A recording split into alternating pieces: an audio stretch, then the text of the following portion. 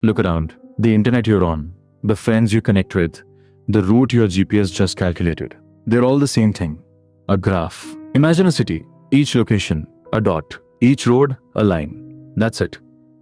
That's a graph.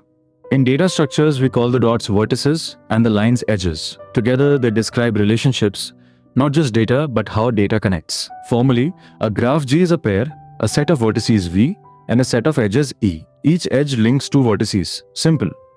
But from this simplicity comes nearly every modern algorithm you depend on. Graphs come in flavors.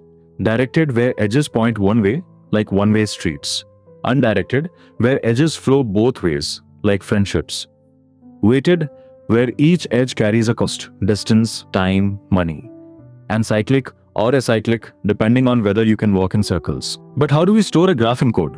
Two main ways. First, the adjacency matrix, an n by n grid where cell I j's 1 if there's an edge.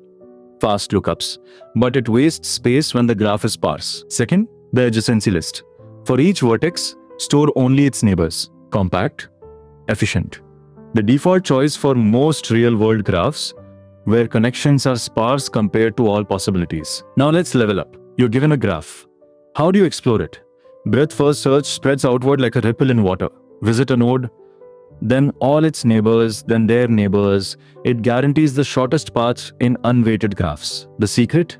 A queue. Depth-first search does the opposite. It dives deep, following one path until it hits a dead end, then backtracks. Like exploring a maze with your hand on the wall. The secret here? A stack, or recursion, which is just a stack in disguise. When edges have weights, BFS isn't enough. Enter Dijkstra's algorithm.